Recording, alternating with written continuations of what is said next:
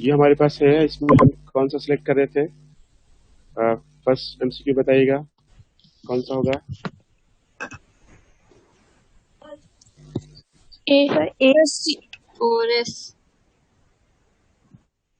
Forest होगा इसमें। Sir forest. इसकी वैल्यू क्या आ रही है? 4। इसकी वैल्यू आ रही है 5। इसकी वैल्यू भी सी होगा सर, सी। इसकी वैल्यू है 7। तो जिसकी लोअर वैल्यू होगी n+l की वो पहले फिल होगा। तो इसमें हमारे पास कौन सा हो सकता है? लोएस्ट वैल्यू आ रही है ए की, ए राइट ऑप्शन होगा। अब सेकंड क्वेश्चन का क्या होगा? इसमें हमारे पास क्या है? 4f में क्या आएगा? डी। 4f में हमारे पास 7 वैल्यू आ रही है। 5d में हमारे पास 7 वैल्यू आ रही है।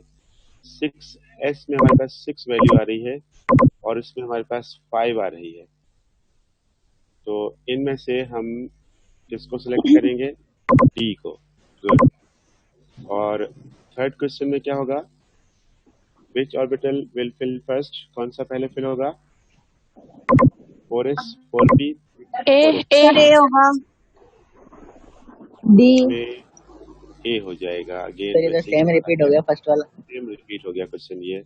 ये सेकंड भी रिपीट हो गया क्या? सर ये सेम क्वेश्चन रिपीट हुआ। हाँ, ये वाला क्वेश्चन देखिए। Sir D. डी। फर्स्ट इसमें सबकी वैल्यू सेम आ रही है। 7 सर डी होगा, लेकिन 7 और ये भी 7। कोएफिशिएंट नंबर से स्मॉल है। डी होगा। Sir D. तो इसमें हमारे पास होगा राइट ऑप्शन डी हो जाएगा। ये डी हो जाएगा इसका राइट ऑप्शन। तो इस तरह से वेसर्स रूल या n+l रूल ये हो गया।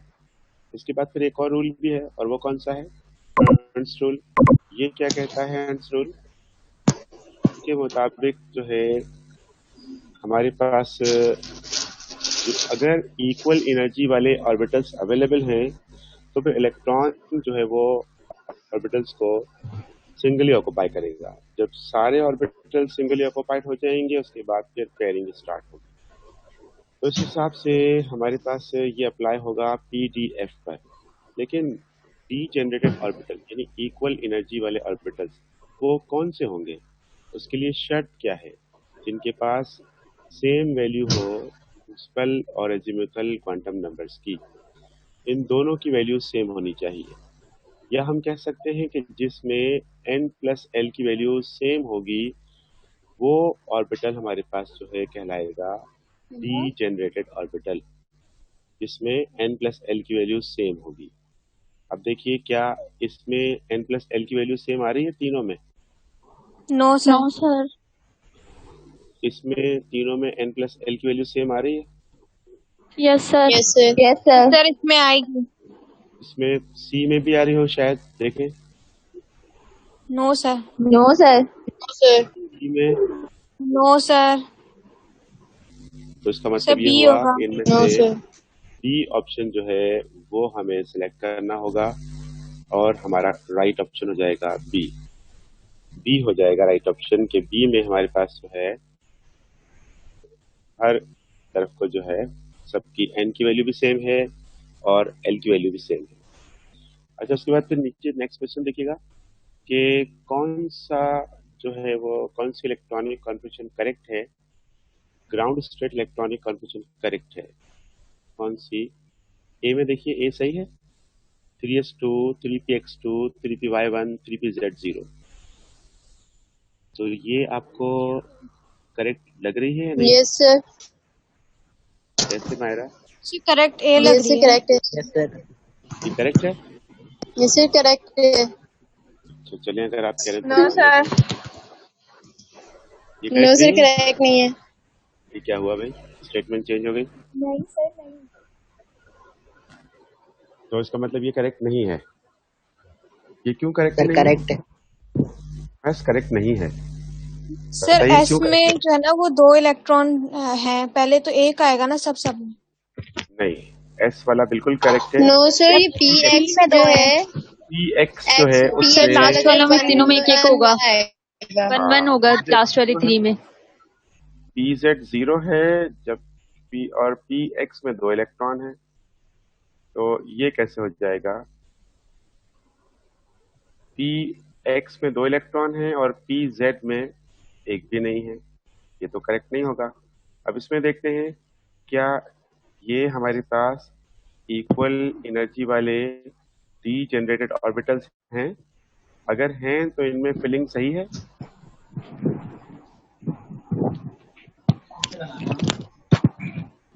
इनमें फिलिंग देखिए, ये सही है सर। इक्वल एनर्जी वाले,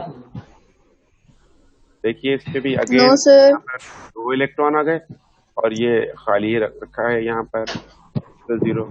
पहले सिंगल सिंगल ऑक्यूपाई करना है ना, तो उस हिसाब से ये भी गलत हो गया। अच्छा, अब ये सी को देखें, सी सही है, सी में ठीक है। No sir. सी भी ठीक नहीं है, क्योंकि एस में से इलेक्ट्रॉन आगे क्यों शिफ्ट हुआ?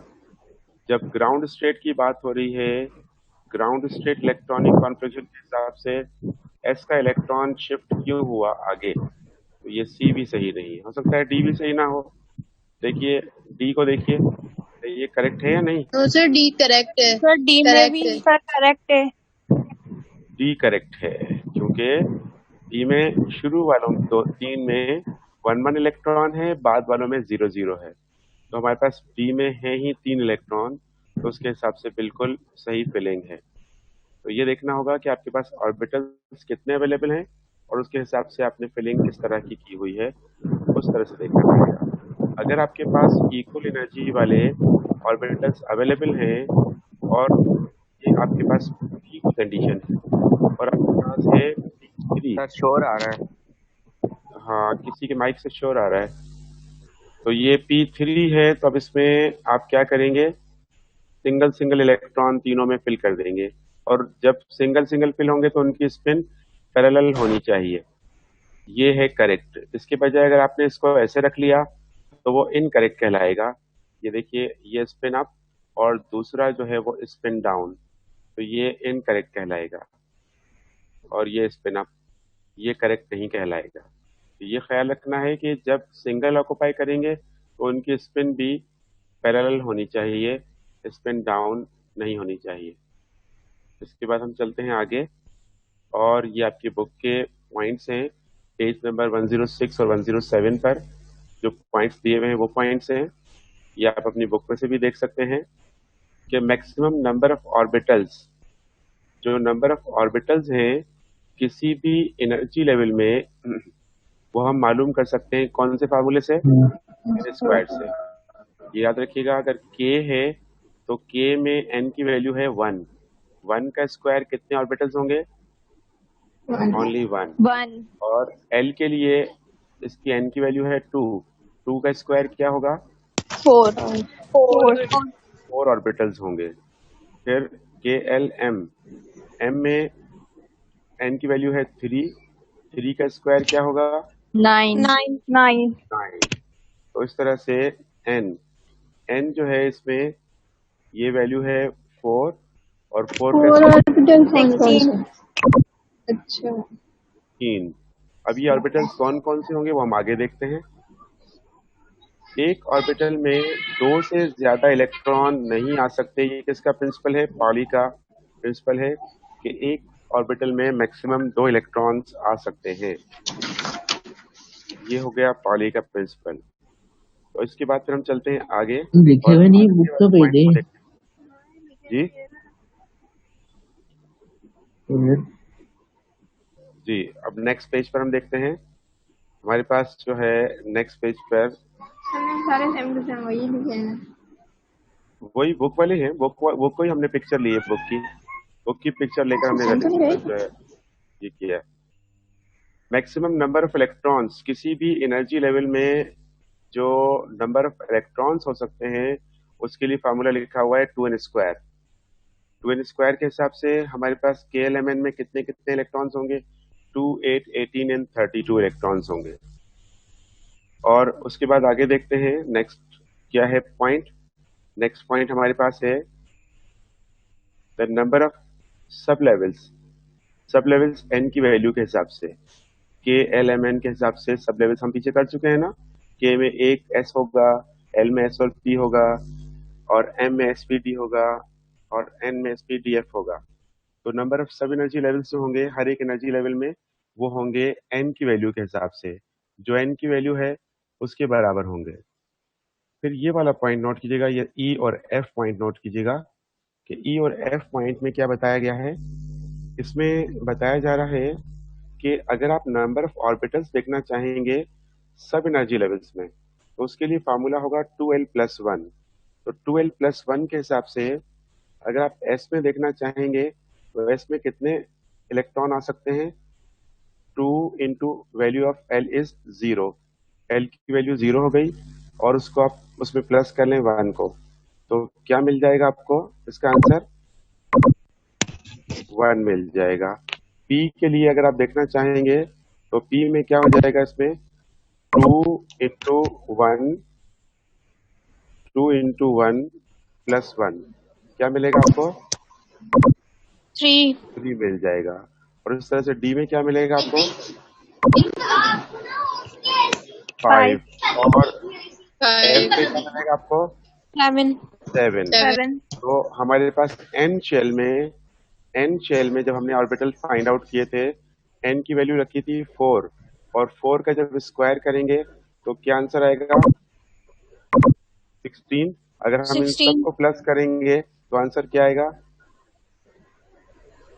इन सबको प्लस करने से आंसर क्या आएगा 32.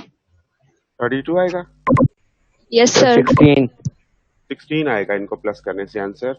तो वही सेम, यानी एन में एक ऑर्बिटल एस का, और 3 ऑर्बिटल पी के, और 5 ऑर्बिटल डी के, और 7 ऑर्बिटल जो हैं वो एफ के। तो टोटल हमारे पास जो हैं हो गए 16 ऑर्बिटल्स। 16 ऑर्बिटल्स हो जाएंगे इनके, और वही 16 हमें मिल रहा है एनर्जी लेवल में एन स्क्वायर से। और अगर हम एसपीडीएफ में देखेंगे सब एनर्जी लेवल में, तो फार्मूला कौन सा यूज होगा 12+1।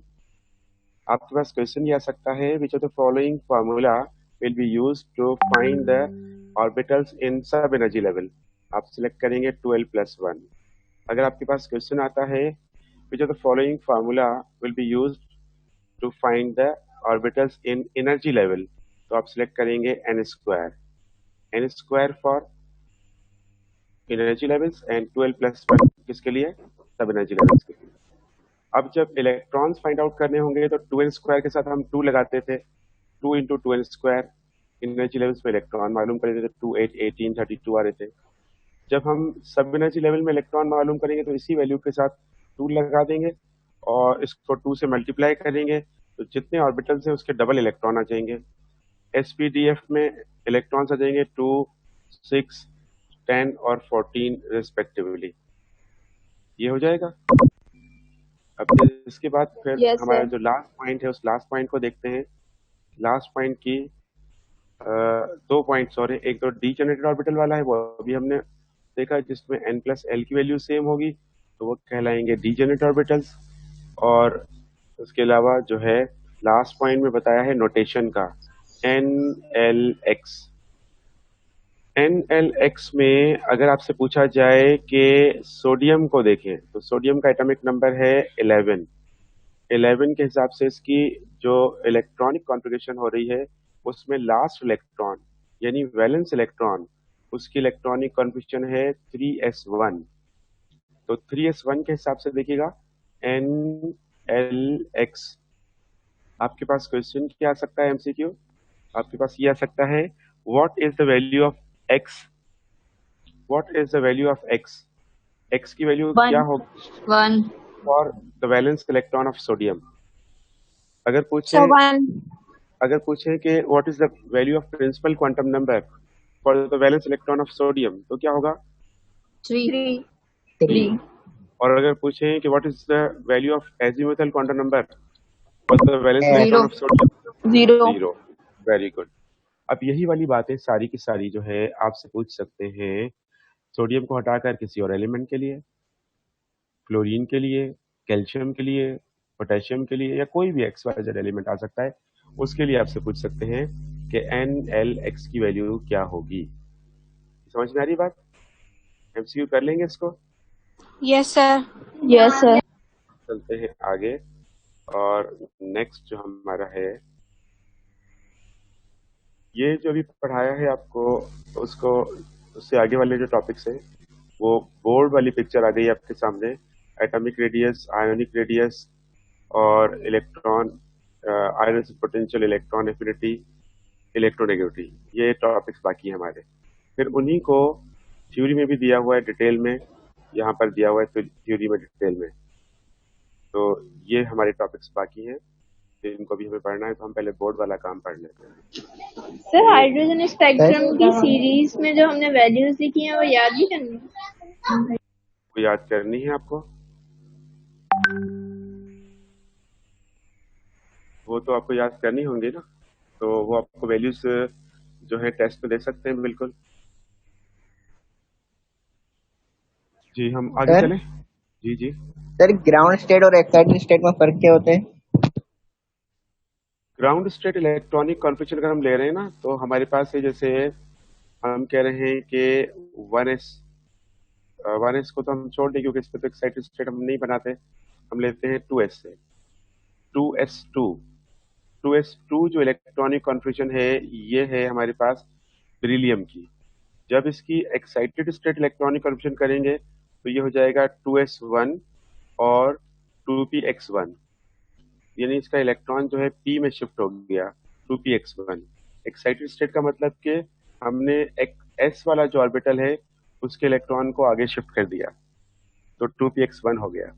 ये इसकी एक्साइटेड स्टेट हो गई। तो ग्राउंड स्टेट और एक्साइटेड स्टेट में ये फर्क है, ठीक है। ओके। फिर अगर हाइब्रिड स्टेट आएगी तो दोनों जो है ये हो जाएंगे 2sp1, 2sp1, और दूसरा भी जो है इसमें इलेक्ट्रॉन एक आ गया और दूसरे में भी इलेक्ट्रॉन एक आ जाएगा, दूसरे का नाम भी यही होगा 2sp1। तो दोनों के दोनों sp1 हो जाएंगे, क्योंकि एक s और एक p ऑर्बिटल कंबाइन होकर हाइब्रिड ऑर्बिटल बना रहे हैं इस तरह से, ठीक है। Yes sir. अच्छा, हम चलते हैं आगे, एटॉमिक रेडियस को देखते हैं। एटॉमिक रेडियस को हम क्या कहते हैं? साइज ऑफ एटम, एटम का साइज। और एटम का साइज जो है वो होता है distance between nucleus and outer most electron. Nucleus और आउटर मोस्ट इलेक्ट्रॉन के दरमियान जो फासला होता है उसको हम कहते हैं एटॉमिक रेडियस। और एटम का रेडियस, अब जरा सुनिएगा, ये आपके पास एमसीक्यू में आ सकता है और आप कंफ्यूज हो सकते हैं इसमें। सुने कि कभी भी हम पॉली एटमिक जो हमारे पास होगा atom, poly electronic atom, poly electronic atom, उसका हम एटॉमिक रेडियस मालूम नहीं कर सकते। हम एटॉमिक रेडियस मालूम कर सकते हैं सिर्फ और सिर्फ मोनो इलेक्ट्रॉनिक एटम का, जो कि किसने मालूम किया था? बोहर ने। यूनी इलेक्ट्रॉन या मोनो इलेक्ट्रॉन, उसमें ऑप्शन में आपको याद है कि हमने पढ़ा था कि हाइड्रोजन के साथ साथ हम मालूम कर सकते हैं लिथियम का। लिथियम के ऊपर अगर हमारे पास +2 चार्ज है तो हम लिथियम का मालूम कर सकते हैं, क्योंकि ये भी यूनी इलेक्ट्रॉन हो गया। और अगर हम हीलियम लेते हैं तो हीलियम के ऊपर हम चार्ज रखते हैं +1, ये भी यूनी इलेक्ट्रॉन हो गया। और अगर हम बेरिलियम लेते हैं तो बेरिलियम के ऊपर हम चार्ज रखेंगे +3, ये भी यूनी इलेक्ट्रॉन हो गया। ये सब के सब यूनी इलेक्ट्रॉन्स हो गए। तो यूनी इलेक्ट्रॉन्स पर अप्लाई होता है बोहर का जो रेडियस वाला कॉन्सेप्ट है, बाकी पोली और मल्टी इलेक्ट्रॉन पर अप्लाई नहीं होता। क्यों नहीं होता? क्योंकि अगर हम एटॉमिक रेडियस फाइंड आउट कर रहे हैं तो हम जो इलेक्ट्रॉन, मूविंग इलेक्ट्रॉन सर है, बुक में तो कार्बन इलेक्ट्रॉन को नाइट्रोजन इन सब कैसे पे हम, दिया हुआ है। अभी बता रहे हैं आपको वो कैसे दिया हुआ है। वो देखिए इसमें कि अगर हम इलेक्ट्रॉन को मालूम करते हुए कितने फासले पर है, हमें इलेक्ट्रॉन को रोकना पड़ेगा। ये जो लाइन हमने ड्रॉ की है, ये लाइन इलेक्ट्रॉन का रास्ता है जो हम वैसे डिटरमाइन नहीं कर सकते। यहाँ पर इलेक्ट्रॉन मूव कर रहा है, तो रेडियस हम मालूम नहीं कर सकते सिंगल एटम का। तो हम क्या करते हैं? हम लेते हैं होमोडायटमिक मॉलिक्यूल। होमोडायटमिक मॉलिक्यूल का मतलब कि दो एक जैसे हमने लिए एटम्स, ये एक लिया एटम और ये दूसरा एटम लिया, दोनों के दोनों एक जैसे हैं। अब nucleus to nucleus distance, nucleus से न्यूक्लियस का डिस्टेंस जो मालूम करेंगे, ये कहलाता है कोवेलेंट रेडियस। तो आपको याद क्या रखना है कि जब भी हमारे पास किसी एटम का हम रेडियस मालूम करेंगे तो वो हम मालूम करेंगे कोवेलेंट रेडियाई, और कोवेलेंट रेडियाई के हिसाब से फिर हम उसको डिवाइड कर देंगे 2 से, और फिर हमारे पास जो है वो वैल्यू हाफ आ जाएगी। जरा फिर से सुनिएगा कि हम डायमंड में कार्बन का रेडियस फाइंड आउट करते हैं। ये एक कार्बन आ गया, ये दूसरा कार्बन आ गया, और हम लेते हैं ये न्यूक्लियस लिया हमने, ये दूसरा न्यूक्लियस लिया। इन दोनों का जो फासला है वो हम मालूम कर सकते हैं with the help of X rays and with the help of spectroscopic method. X rays और स्पेक्ट्रोस्कोपिक मेथड से हम मालूम कर सकते हैं। तो ये मिलेगा हमें 2r, 2r मिलेगा, यानी दो एटम का रेडियस मिल गया, और ये कोवेलेंट है। अब हम इसमें एटम मालूम करना चाहेंगे, इसको 2 से डिवाइड कर देंगे। जब इस वैल्यू को 2 से डिवाइड करेंगे तो हमें क्या मिलेगा, हमें मिल जाएगा r, मिल जाएगा हमें r।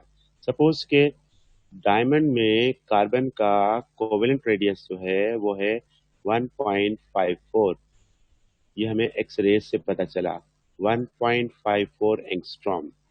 अगर हम atomic radius of carbon find out कर रहे हैं तो हम इसको डिवाइड कर देंगे 2 से। जब 2 से डिवाइड करेंगे तो हमें आंसर मिलेगा 0.77, और 0.77 जो है वो वैल्यू हो जाएगी एटॉमिक रेडियस ऑफ कार्बन। हमने क्या किया, हमने कोवेलेंट रेडियस मालूम किया with the help of methods. कौन से मेथड्स, एक्स रेज और स्पेक्ट्रोस्कोपिक। Spectroscopic. उन मेथड से स्पेक्ट्रो हमने फाइंड आउट किया और उनसे हमें मिला कोवेलेंट रेडियस, और जो कोवेलेंट रेडियस मिला है तो उसमें हमने क्या किया, उसको हाफ कर दिया, 2 से डिवाइड किया, और ये हमें मिल गया r। अब जरा अगेन सुनिएगा सर जी। सर हम पोली इलेक्ट्रॉन का क्यों नहीं मालूम कर सके?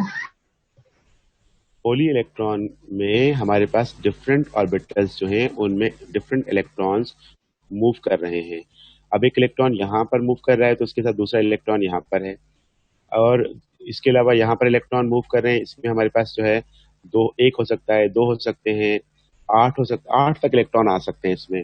फिर अगर हम रेडियस मालूम करना चाहेंगे, सारे इलेक्ट्रॉन्स मूव कर रहे हैं, इन मूविंग इलेक्ट्रॉन का रेडियस मालूम करना डिफिकल्ट हो जाएगा, नामुमकिन हो जाएगा। तो इसीलिए फिर हम क्या करेंगे, हम दो एक जैसे एटम्स को एक साथ रखेंगे जैसे हमने यहाँ रखा है, और हम जैसे ये डायटोमिक मॉलिक्यूल है तो डायटोमिक हो या कोई सा भी हो, हम मेटल्स भी ले सकते हैं। तो जो हम एटम्स का मालूम करेंगे with the help of X rays या with the help of spectroscopic method, तो वो कहलाएगा कोवेलेंट रेडियस, कोवेलेंट रेडियस या कोवेलेंट रेडियाई। तो कोवेलेंट रेडियाई का मतलब है कि हमने उसमें दो एटम्स का लिया है, और अब उसको हम 2 से जब डिवाइड करेंगे तो हमें मिल जाएगा सिंगल एटम का। लेकिन सिंगल एटम का अकेले का हम फाइंड आउट नहीं कर सकेंगे क्योंकि बहुत सारे इलेक्ट्रॉन मूव कर रहे हैं, पोली इलेक्ट्रॉन है इसलिए। ठीक है, अब आप सर कोवेलेंट रेडियस भी यूनी इलेक्ट्रॉनिक एटम का होगा? नहीं, यूनी इलेक्ट्रॉन का मतलब सिंगल, हम एटॉमिक रेडियस मालूम कर रहे हैं। पोली इलेक्ट्रॉन में हम मालूम कर रहे हैं इसका कोवेलेंट रेडियस। ठीक है, यूनी इलेक्ट्रॉन का हम दोनों तरह से मालूम कर सकते हैं, एक्स रेज की मदद से भी और बोहर की थ्योरी की मदद से भी, स्पेक्ट्रोस्कोपिक मेथड से भी। किसका, यूनी इलेक्ट्रॉन का। लेकिन पोली इलेक्ट्रॉन का मालूम करना है तो उसमें कौन सा अप्लाई नहीं होगा, उसमें बोहर का रेडियस वाला मेथड अप्लाई नहीं होगा क्योंकि वो अप्लीकेबल है यूनी इलेक्ट्रॉन पर। उस पर जो हमने फार्मूला लिया था ना, मास ऑफ इलेक्ट्रॉन लिया था, और जो भी वैल्यूज ली थी, वो वैल्यूज जो हमने ली थी वो सिंगल इलेक्ट्रॉन के लिए ली थी। जब हमारे पास ज्यादा इलेक्ट्रॉन्स होंगे तो फिर मास ऑफ इलेक्ट्रॉन ज्यादा हो जाएगा, फिर ये सारी वैल्यूज से चार्ज ऑफ इलेक्ट्रॉन ज्यादा हो जाएगा, तो वो फिर डिफिकल्ट हो जाएगा उस फार्मूले में वैल्यूज को पुट करना। ठीक है, तो फिर सर पॉली में फिर कौन सा फॉर्मूला पोली में हम करेंगे ये वाला मेथड जो ये कर रहे हैं, एक्सरेज मेथड से, एक्सरेज और स्पेक्ट्रोस्कोपिक मेथड से करेंगे हम। ठीक है। अच्छा सर जी, जैसे अगर हम दो लिथियम एटम के दरमियान का मतलब रेडियस मालूम कर रहे हैं तो कोवेलेंट मालूम लिथियम है तो करेंगे, तो मतलब कोवेलेंट होगा। उसमें हाँ ठीक है कोवेलेंट है तो उसमें भी तो सर तीन तीन इलेक्ट्रॉन है ना वो भी तो मूव कर रहे हैं। तो कोवेलेंट का मतलब ये हुआ कि हम तो इलेक्ट्रॉन को देख ही नहीं रहे, हम तो न्यूक्लियस टू न्यूक्लियस डिस्टेंस देख रहे हैं। हम तो फिर sir nucleus to poly nucleus, में भी ऐसा कर सकते हैं। पॉली में यही तो करते हैं हम यूनी में नहीं करते।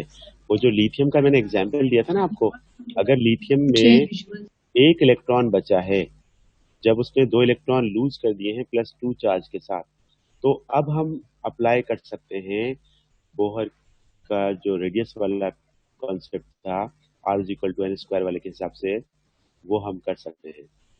ये हम अप्लाई कर सकेंगे तब जब उसके पास एक इलेक्ट्रॉन बचेगा। जब उसके पास सारे इलेक्ट्रॉन्स हैं, जब एक लिथियम दूसरे लिथियम से कंबाइन हो रहा है, तो फिर हम क्या करेंगे, फिर हम उसमें न्यूक्लियस टू न्यूक्लियस डिस्टेंस के हिसाब से मालूम करेंगे, जो कैसे मिलेगा हमें, एक्सरे से और स्पेक्ट्रोस्कोपिक मेथड से। और क्लियर है बात? पॉली में हम ऐसा नहीं कर सकते। होली में हम मोहर की थ्योरी अप्लाई नहीं कर सकते। लेकिन एटॉमिक रेडियस तो कर सकते हैं ना सर मतलब ऐसे जैसे हम covalent nucleus to nucleus covalent found कर रहे हैं तो वो तो कर सकते हैं करके ना। उसके बाद 2 से डिवाइड करके कर सकते हैं, हाँ वो कर सकते हैं। ठीक है। अब देखिए यहाँ पर कि सर यूनी इलेक्ट्रॉनिक एटम के लिए n हमेशा 1 होगा जो फर्स्ट एनर्जी लेवल में यूनी होगा। इलेक्ट्रॉन के लिए n की वैल्यू 1 नहीं, n की वैल्यू कुछ भी हो सकती है, लेकिन m की वैल्यू जो है मास ऑफ इलेक्ट्रॉन वो 1 इलेक्ट्रॉन के लिए होगा, चार्ज ऑन इलेक्ट्रॉन वो 1 इलेक्ट्रॉन के लिए होगा। तो ये जो वैल्यूज है ना, ये वैल्यूज आपको कंफ्यूज कर सकती हैं, जो r इज इक्वल टू जो हमने पढ़ा था उसके हिसाब से। r का जो फॉर्मूला याद है आपको, r is equal to n² h² 2 π² mz² 4 π² mz, है ना। तो वो हमारे पास जो वैल्यूज है उनमें वैल्यूज आपको बढ़ानी पड़ेंगी। ठीक है। अच्छा अब आप लोग मुझे ये बताइए, हमारा टाइम जो है सर थोड़ा, अगर सेकंड जी मुझे एक सेकंड मिनट एक बात एक्साइटेड बताइए। स्टेट होगा। मायरा एक मिनट जरा, सुनिएगा, ये अभी यस हमारा टाइम है कम, तो आज हम इसको कंप्लीट करना चाहते हैं चैप्टर को, तो हम इसके बाद एक और मीटिंग रख लें, कंटिन्यू कर लें। सर लेकिन हमारी क्लासेस हैं। इसके बाद क्लासेस हैं, कितने बजे, यस सर। किस टाइम पर? सर ये टॉपर्स वाली स्टार्ट हो जाएंगी ना ऑनलाइन। वो कितने बजे स्टार्ट होगी? सर ये 4 बजे होती है इंग्लिश की। अच्छा, तो उसका मतलब हमारा ये टॉपिक रह जाएगा। चलिए फिर हम कल कंटिन्यू कर लेंगे, कल चैप्टर को खत्म कर लेंगे। सर चलिए रात फिर में रख लें। इस वाले टॉपिक को तो यस सर रात में रखना है ऐसे करें। रात का नहीं पता, तो सर रात में नहीं। वहाँ से आती हो जाती है, मैं भी लेट हो जाता हूँ, तो इसलिए भी फिलहाल रहने देते, देखते हैं फिर आगे। कल कंटिन्यू कर लेंगे, कल चैप्टर खत्म कर लेंगे, आज खत्म करना था कल कर लेंगे, कोई बात नहीं। फिर हम जो है आगे जो भी संडे अगर कोई दिन ऐसा मिलेगा तो उसमें हम डबल क्लास कर लेंगे। ठीक है थैंक यू सर। ठीक है। अच्छा अब ये देखिएगा कि एटॉमिक रेडियस में ये तो हमने लिया कोवेलेंट का कि न्यूक्लियस टू न्यूक्लियस या half of the bond length between two nucleus in homodiatomic molecule, ये ही कॉन्सेप्ट आपके पास बुक में भी दिया हुआ है।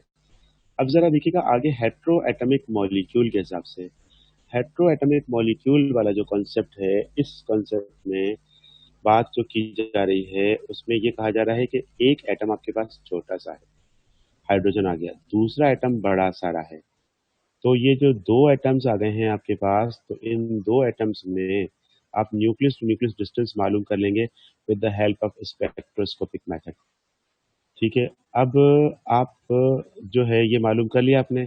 अब जो इन दोनों का समेशन है, एक को लिया हमने आर ए, दूसरे को लिया R B, in R A और आर बी में से एक जो है वो आपके पास नॉन होना चाहिए, एक आपके पास नॉन होना चाहिए, ताकि टोटल में से उसको माइनस कर सकें आप।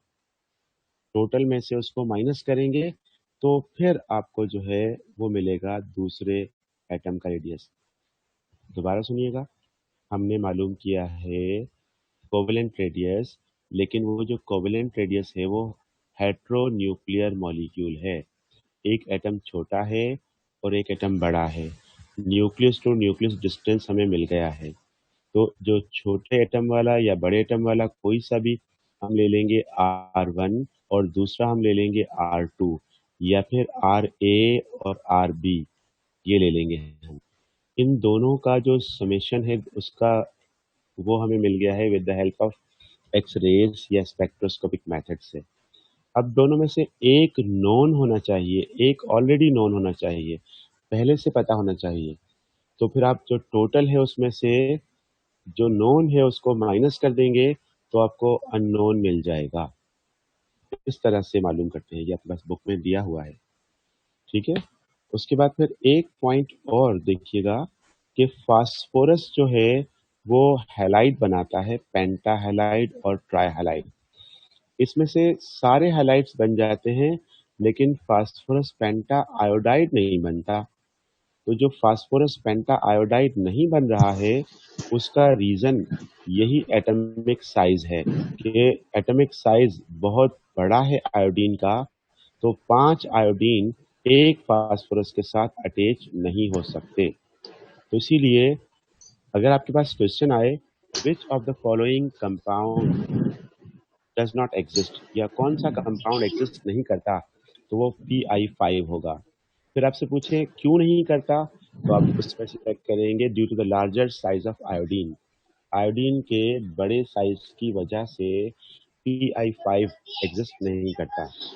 ठीक है, आयोडीन के लार्ज साइज की वजह से PI5 जो है वो एग्जिस्ट नहीं करता। तो ये आप जो है नोट करेंगे कि आपके पास जो है कौन सा जो है एग्जिस्ट नहीं करता, वो होगा फास्फोरस पेंटायोडाइड। अब उसके बाद ये टॉपिक अभी कंटिन्यू है, एक लास्ट पॉइंट इसका बाकी है कि ट्रेंड इन प्रेडिक्टेबल। पीरियोडिक टेबल में जो ट्रेंड है वो क्या ट्रेंड मिल रहा है। ग्रुप में ये क्या होगा, एरो ऊपर जा रहा है, इसका मतलब क्या होगा, ग्रुप में एटॉमिक साइज इंक्रीज इंक्रीज हो होता रहा है, है, इंक्रीज हो रहा है। इंक्रीज होगा। साइज जो है वो डिक्रीज होगा। डिक्रीज हो ग्रुप में इंक्रीज हो रहा है किस वजह से, due to increase in number of shell. Period में डिक्रीज हो रहा है due to increase in nuclear charge. Nuclear charge के इंक्रीज होने की वजह से पीरियड में ये साइज इंक्रीज होता है, डिक्रीज हो रहा है। डिक्रीज होता है, सॉरी साइज डिक्रीज हो रहा है। यस। अच्छा, अब देखते हैं आयोनिक रेडियस को। आयोनिक सर रेडियस को देखिए, कार्बन का एटॉमिक रेडियस हम ग्रेफाइट में या डायमंड में लें तो वो दोनों जगह सेम होगा या अट्रैक्शन की वजह से उसमें कोई फर्क आए। फर्क आ जाएगा। डायमंड में सिंगल बॉन्डिंग है तो 1.54 है, और ग्रेफाइट में उसमें 1.54 की जगह पर 1.3 समथिंग हो जाता है, इसलिए वो 3-4 या इस तरह से हो जाता है। क्यों हो जाता है, क्योंकि उसमें हमारे पास जो हर कार्बन एक डबल बॉन्ड बना रहा है, तो डबल बॉन्ड की वजह से साइज जो है कम हो जाता है उसका। सिंगल बॉन्ड का साइज, डबल बॉन्ड का साइज और ट्रिपल बॉन्ड का साइज जो है वो अलग अलग हो जाता है। थोड़ा सा फर्क आ जाता है उसमें बॉन्ड डिस्टेंस में। बॉन्ड डिस्टेंस में फर्क आ गया तो बॉन्ड डिस्टेंस के बेस पर फिर ये कि वो उसको फिर हम अगर डिवाइड करेंगे तो फर्क आ जाएगा दोनों में, अल्केन अल्कीन अल्काइन के हिसाब से। डायमंड वाला जो है वो अल्केन वाला है। ठीक है ओके जी। सर। अच्छा, अब हमारा टॉपिक है atomic radius, sorry ionic radius. Ionic radius है, और आयोनिक रेडियस के साथ फिर हमारे पास है इलेक्ट्रॉन एफिनिटी, आयोनाइजेशन पोटेंशियल और इलेक्ट्रोनेगेटिविटी। ये 4 टॉपिक्स बाकी हैं। आयोनिक रेडियस को हम पढ़ लेते हैं, बाकी 3 टॉपिक्स को हम फिर कल पर रखते हैं। तो इसमें देखिएगा कि आयोनिक रेडियस जो है वो क्या है। आयोनिक रेडियस जो है वो साइज ऑफ आयन है। तो आयन 2 तरह के हम लेते हैं, कैटाइन और एनाइन। ये नॉर्मली लेते हैं आयन्स। तो कैटाइन्स का साइज जो है सर वो जो होता है उनके एटॉमिक साइज से। यस, सर ये एटॉमिक रेडियस तो फिक्स होना चाहिए ना, तो ये एटम उसमें बॉन्ड टू बॉन्ड डिफरेंस कैसे होगा। जब हम कह रहे हैं कि जब ज़्यादा इलेक्ट्रॉन्स वो आपस में शेयर कर रहे हैं, सिंगल इलेक्ट्रॉन शेयर कर रहे हैं तो डिस्टेंस कुछ और, डबल इलेक्ट्रॉन शेयर कर रहे हैं तो डिस्टेंस कम हो जाएगा, ट्रिपल इलेक्ट्रॉन शेयर कर रहे हैं तो डिस्टेंस और भी कम हो जाएगा उन दोनों न्यूक्लियस के बीच में। न्यूक्लियस टू न्यूक्लियस डिस्टेंस जो है वो कम हो जाएगा, यानी अल्काइन वाला डिस्टेंस जो है वो कम हो जाता है। तो हमारे पास 1.54 1 पॉइंट और क्या आ जाता है, ये अल्केन का है। अल्कीन का क्या आ जाता है 1.32 और अल्काइन का क्या आ जाता है 1.20।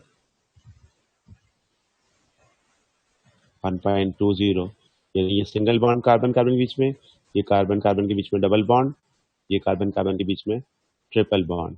तो ट्रिपल बॉन्ड में अगर आपके पास कोवेलेंट रेडियस मिल रहा है 1.20, इसको 2 से डिवाइड करेंगे तो वही आंसर तो नहीं मिलेगा जो यहाँ मिल रहा है, आंसर तो चेंज हो जाएगा। इसका मतलब कि एटॉमिक साइज पर फर्क पड़ जाएगा। ठीक है,